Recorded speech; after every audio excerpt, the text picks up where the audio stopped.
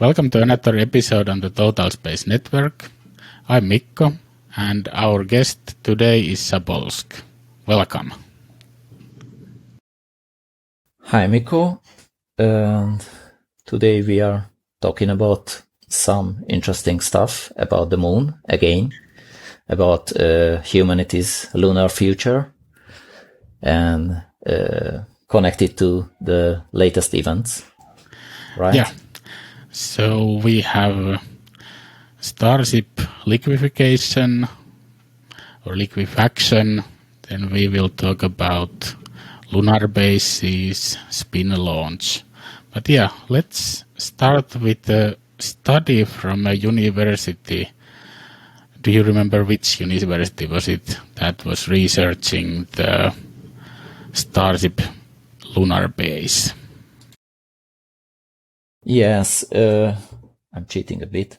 It was the International Space University, and they had this study about how a Starship could be used as a lunar base, as a moon base, actually.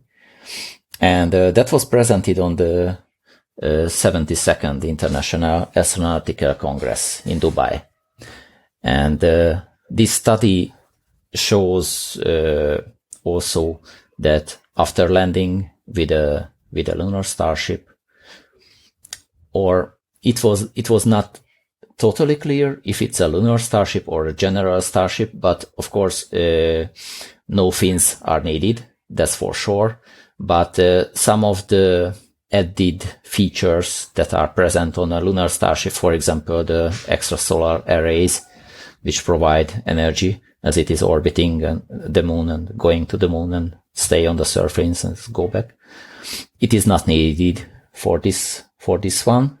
We will talk about why it's not needed.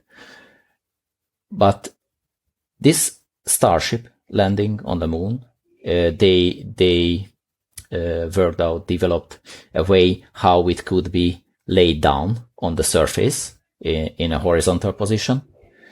And their idea was to transfer the inner tanks, the propellant tanks, the liquid oxygen tank and the methane tank, to transfer it, rebuild it for able to use for as a habitat or as a storage room or as a lock or something like.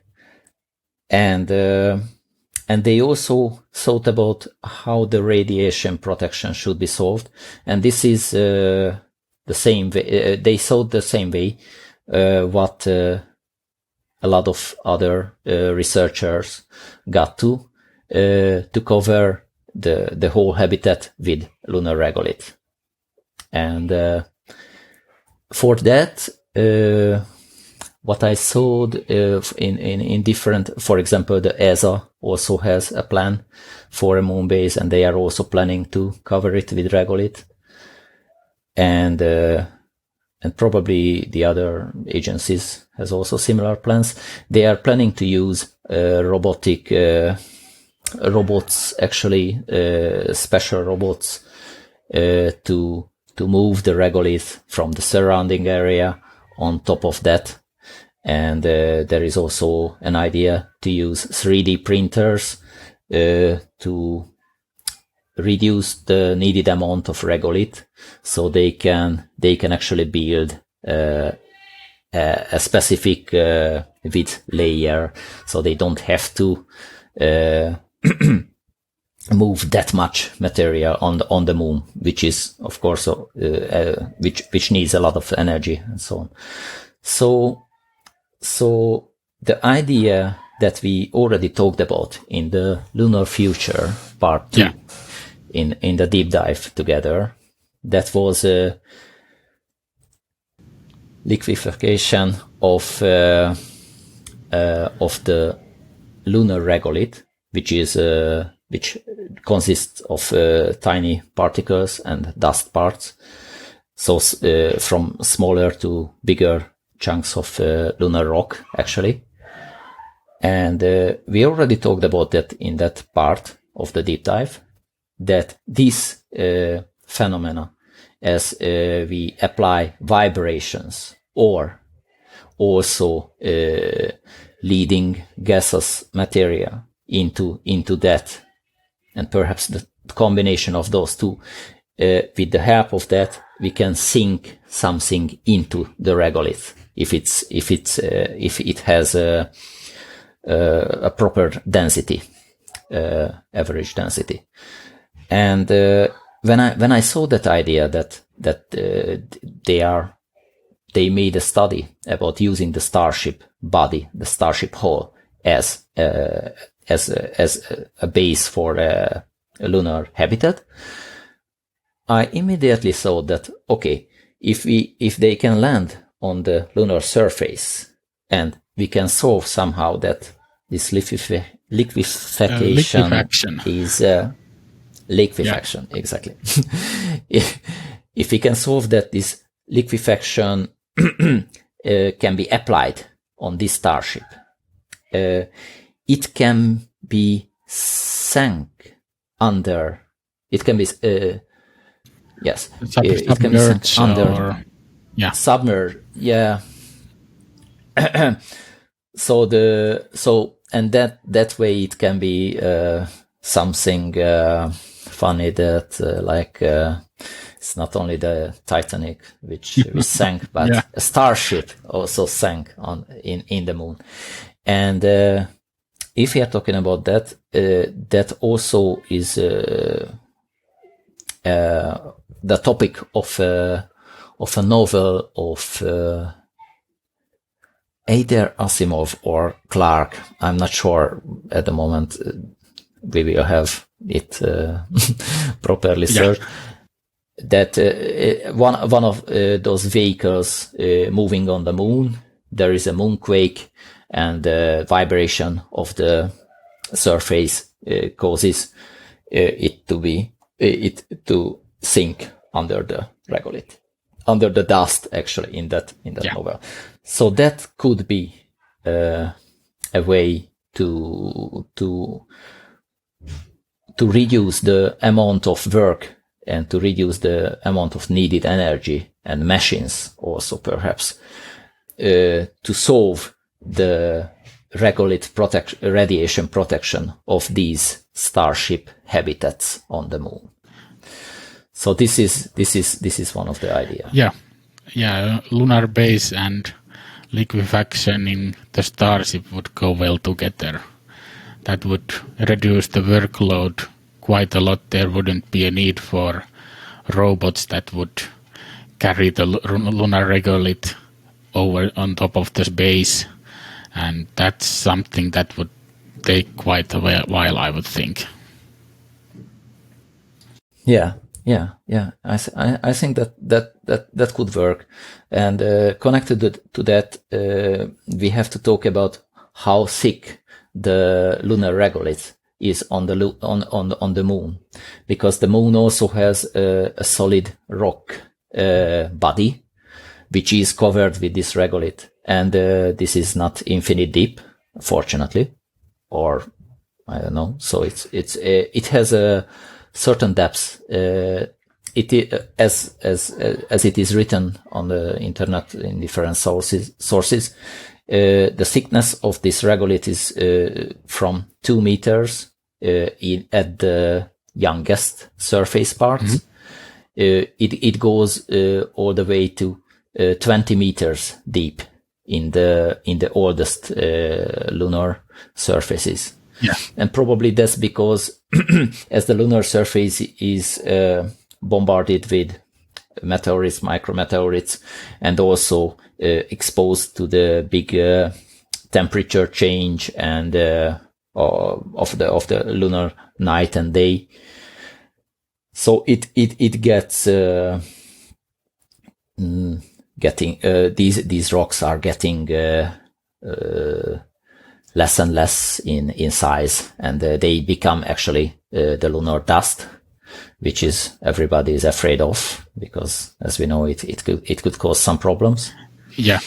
But that thickness which is going from 2 meters to all the way to 20 meters, that allow us to think about that the whole Starship with the 9-meter diameter could be sunk under it, and actually it could be sunk to the depths. So the regolith part, which is above it, it could provide good enough protection against the radiations and also against the temperature changes, because that's also important. Yeah, absolutely. And do you have any idea how much regolith would we need for a good radiation protection? Would, let's say, 50 centimeters be enough? There has been some studies, for example, with radiation-eating fungi that mixed with some Martian regolith. I think just about 20 centimeters would be enough on Mars. So I would think 50 centimeters could protect quite well on the moon already. Yeah, I can think of the different drawings they made about the planned lunar bases and how thick the regolith layer on them it is, and as I recall, it's about a meter or maybe less than a meter as it was. So it's something like that. That we can talk about this idea on the aspect of how we could get the gas which can be used for sinking the Starship. So which can be pumped under the Starship in the regolith, and then it can help with this process. And I think because it doesn't really matter what kind of gas we are using, the best option would be to have something which can be generated on the moon from the regoliths. And well, the most, I'm not really sure, but I think the most abundant gas what we can produce on the moon is maybe the oxygen, but I'm not sure about that. Yeah, I think, well, at least in some places the water ice is not too far away or too deep, so the water ice could be few meters deep, and from that it would be pretty easy to separate hydrogen and oxygen. Yeah, well, water ice is quite precious on the moon, I think. Yeah, so it's not like Mars, as we know. Water ice is quite common in Mars. But on the moon, it's rather in the always dark craters, as we know at the moment. But with chemical processes, we can produce oxygen from the regoliths itself, because it's it's basically partly oxidized. Oxidized silicates or silicones. Yeah, and so the point is that the gas what is needed for this process can be produced in situ. So it could be a ISRU material in this sense.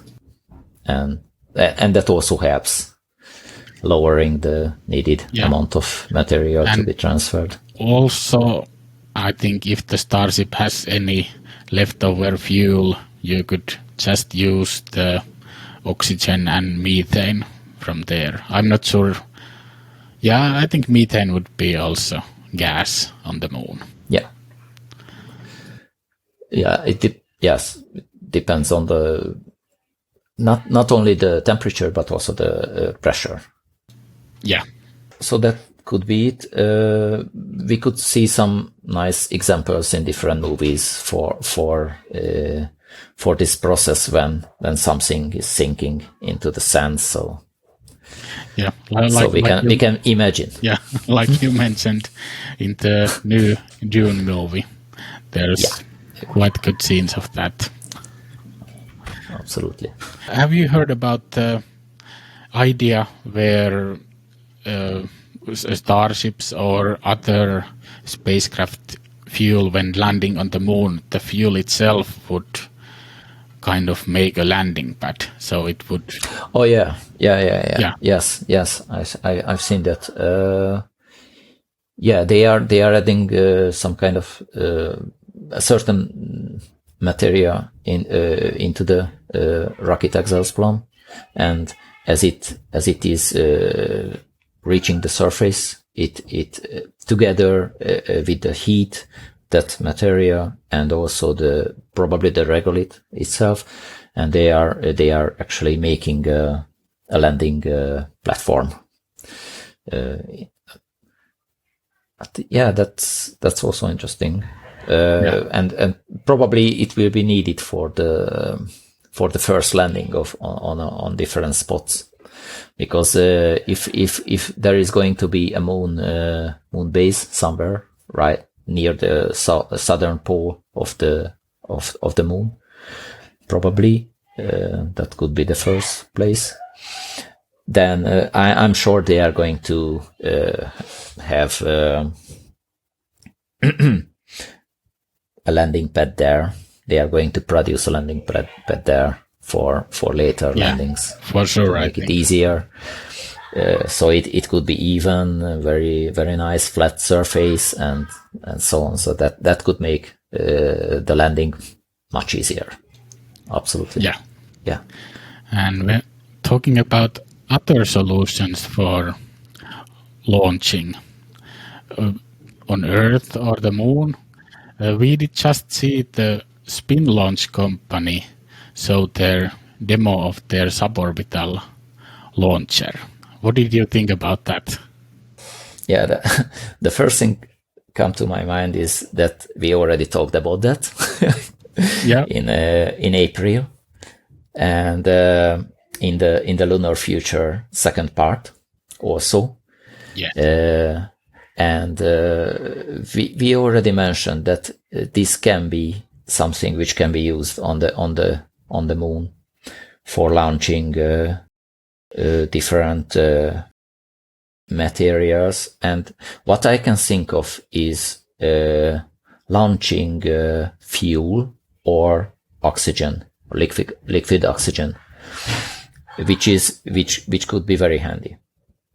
And now we could see that they actually reach a stage when they built a half-sized prototype of their spin launch complex, and they managed to test it actually twice. First, they tested it in a horizontal position when they launched the projectile, this test rocket. And then they made a second test, which was covered by a lot of YouTubers, as we know, as also Scott and Marcus also, when they actually launched it in vertically, and both tests was successful, which gives us quite good hopes that this is going to be something. Yeah. I'm quite surprised they actually were successful on the first try, because it must not be easy to calculate the exact time within the milliseconds when they need to release the rocket. I mean, the most probable outcome would have probably been that both of the rocket and the spin launch system would have exploded. Yeah, because as we learned that in the last test, when they launched this projectile, the acceleration, because of the circular motion, it was 5,000 G. We can and also the initial speed was really high. So if they didn't manage, that was my exact thought when I saw that they had a successful test, that what you mentioned, that timing it was crucial. So if they didn't manage, yes, it just collided to the wall of that whole cylinder, which is also a vacuum cylinder, which made it the whole thing a bit worse, because as we learned, so the evacuated tube they are using to reduce the air friction while spinning up, by accelerating the projectile to the needed RPM. And as I learned, and this is quite cool actually, they have this launching tube. As it is released, it is going through this tube, and in this tube there are locks, there are gates which are closing right after the projectile left, and that it is preventing the vacuum in the cylinder. So it because otherwise, if we are thinking about, this is a quite big volume cylinder, and if it's a sudden devacuumization, it's the air rushes into that cylinder, and that could be, I think, disastrous also. And they managed to work on that also, and solved it also. So that was really cool. Yeah, it was pretty cool looking slow motion when the rocket came through the, well, I'm not sure what to call it. It was kind of membrane-like. Yeah, something like that. Just enough to hold the air pressure, I would think. The air pressure outside of the system. Yeah, yeah. And I think the full system would be, I think it was supposed to be 100 meters in diameter and would be around 10,000 Gs. So yeah, insane. Yeah, so the payloads for that, they would have to be, well, tested extremely well before launching. Very well built. But actually, there are, I saw a comment somewhere that some of the electronics that we are using, for example, mobile phones, they can withstand pretty high Gs, but not continuous Gs, but rather when you just drop something on the floor, especially if it's a rock floor or yeah. So it's what happens sometimes, unfortunately, or concrete. Then that it experiences quite high Gs when it is hitting that, and so it seems really high, but it's perhaps the electronic producers, manufacturers, they have some experiences with that, so that can give us some hope. But what is for sure, no living creatures inside that. No, that's that's for sure. And and if we think about how it could be used on the moon, what I can imagine is that it could launch the fuel and the liquid oxygen produced there on the moon from ISRO process to a lunar orbit, or it depends if they can reach a certain speed. It can be launched also perhaps to the direction of Earth, so a trans-Earth trajectory. Yeah, something. And and of course, if the velocity is not big enough, they are anyway planning to use a small rocket as it would be used as the second stage of this launch procedure on Earth and also on Moon, because if you launch something and even if it has the enough velocity, the orbit has to be circularized, or at least modify a bit, so not to go back to the to the original place, which is on the moon. So it would be a crash landing or impact. Yeah, and as it would be on the moon, the requirements for speed would be very low compared to the Earth speed. So I think they could easily, even on the suborbital version that they made, I think it has already enough speed for a lunar orbit. Maybe I haven't done the exact calculations, but maybe it could already have the power to do that. Yeah, the the lunar orbital speed is about 1.6 kilometer per second. So that if we calculate, we have to calculate it. Okay. Yeah, I think Scott Manley mentioned that maybe it was the full-sized version that would have 2 kilometers per second. Yeah, that sounds good, because that's more than enough for each orbital speed, and actually it's a bit more. Yeah, always needs a bit more. And on the moon you could probably build it bigger, so when you launch some fuel, the tanks would need to be quite big there. Yeah, absolutely. And also on the moon, the big advantage, which is a big disadvantage for humans, no atmosphere at all. So the vacuum is already given. And that way they can really build it bigger, because they don't have to build around that vacuum withstanding or the pressure withstanding walls of that cylinder.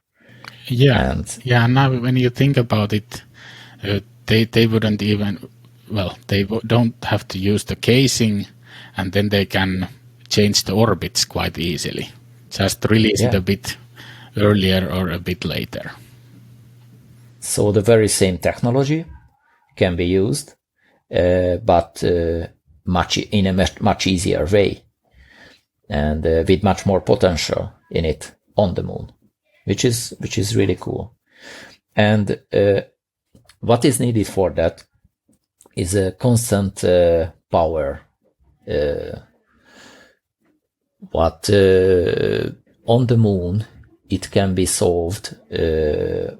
So currently, when we are producing electricity or power on the moon, it's via solar arrays, or it could be on a chemical basis. Like, I think probably yes, the landers of the Apollo missions, they used these fuel cells to provide power. Yeah. So it is also known, but with solar arrays we can produce more. And the question is, and there are these plans for nuclear reactors to use in space on different places. For example, on Mars, there is this project called Kilopower of NASA. It provides power, not in a megawatt range. No, it's less, I think. 10 kilowatts, 100 kilowatts, something like that. Yeah, and speaking of the requirements, it must have been the Scott Manley video where he talked about the energy requirements, and I think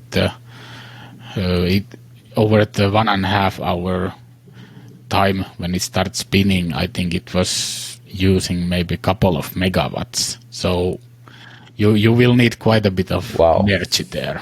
So solar panels might be out of the question. Yeah, well, it depends. Of course, it depends on the area which you can cover with solar panels. And referring back to another episode we already talked about in the lunar future deep dive discussions, I mentioned that perhaps a big spin wheel devices could be used to store the energy which is collected from the solar panels, and then it could be used.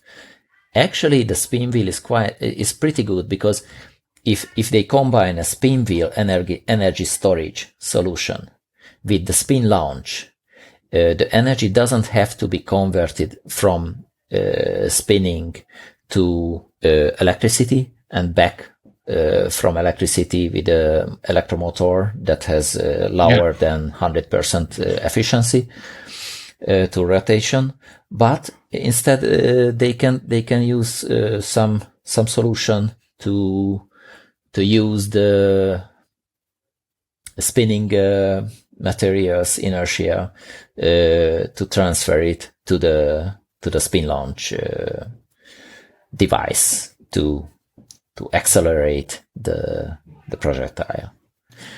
Yeah, that actually seems like a great idea. So that's a very exciting time we are living in, and if these things are going to be implemented and realized, created, and actually built, this is going to be a big thing. Because if we have a good liquid oxygen production on the lunar surface, it could really help a lot the Starship programs, and also going to Mars. It could help a lot, because as we know that the most part of the propellant and fuel of the Starship is the liquid oxygen. If you look at the I think it's mass proportion, about 80%, I think. Yeah. So really a lot. And unfortunately, there is not much carbon on the moon. Unfortunately, because of that, we cannot really produce methane there. But this liquid oxygen, it would help tremendously. So, and sending it to Earth orbit and collect it in fuel depots orbiting the Earth, Starship could go much easier. Yeah, absolutely. I think it's about time to wrap it up. Thank you very much, Sapols, for joining me. It was a great and interesting discussion about lunar future. Yeah, thank you. It was cool. Right. Bye-bye.